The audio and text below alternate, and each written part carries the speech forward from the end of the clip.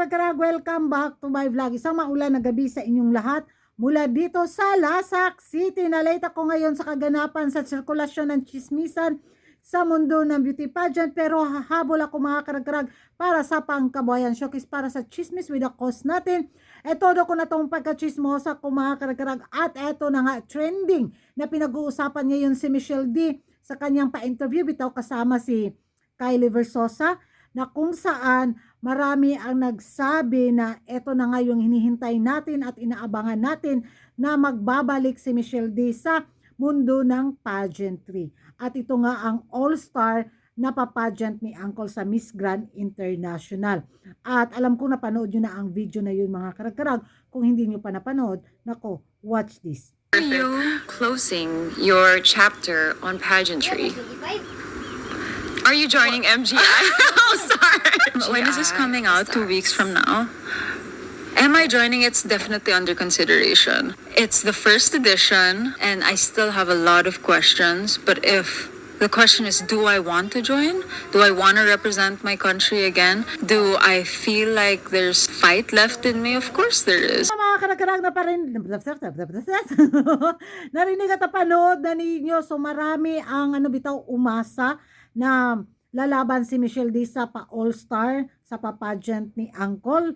So isa rin naman ako sa umasa mga karag-karag. Siya talaga yung gusto ko na makipagbardagulan bitaw sa pa-pageant ni Uncle. Sana talaga.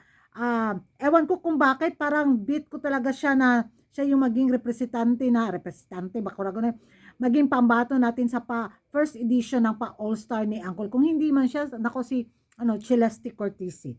So, may kakaiba kasi kay Michelle D na parang swak siya din sa papageant ni Uncle sa pa-all-star. So, sabi nga nila mga karag-karag, masyado lang boring si Michelle D na maging pambato natin sa pa-all-star, sa papageant ni Uncle. Pero para sa akin parang swak din yung personality ni Michelle D sa pa-all-star nito ni Uncle. Hindi dahil may Yamashita treasure siya, may mga pa-natural resources na kayamanan si Michelle D na kaya niyang makipagbuhusan ng pangkabuhayan showcase sa papageant ni Uncle. At sabi nga nila masyadong alta si Michelle D para sa papageant na pa-all-star na to. Pero aminin natin sa hindi, yung mga bitiranang mga recycled queen na maglalaban sa papageant ni Uncle, bagay talaga si Michelle D din dito mga karag-karag. Silang dalawa ni Celeste Cortese talaga yung napupusuan ko. Alam naman natin na yung maging kalaban nila dito sa papageant na pa-all-star ay hindi rin basta-basta.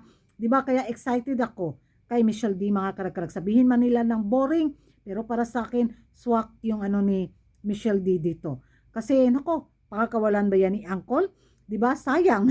Sayang, nako. Tiba-tiba si Uncle pag si Michelle D, yung niya, yung kukoronahan niya. Pero kung sakaling manalo si Michelle D sa pa-all-star first edition ni Uncle, nako, tiyak, grabe siguro yung maldisyon. Grabe nga term to makakuragan. Sa mga kapitbahay bitaw natin dahil why pins na naman sila. Talagang isusumpa na tayo ng ating mga mortal na kaaway kung sakaling Pinas ang unang makasungkit sa corona sa pa-all-star ng Miss Grand International 2026. O diba? Ewan ko sa inyo mga karag-karag kung ano yung magiging reaction ninyo. Michelle D ba kayo? Kagaya ko? Magingay tayo sa comment section at kung hindi ka pa nakapag-subscribe sa YouTube channel ko, don't forget to like and subscribe.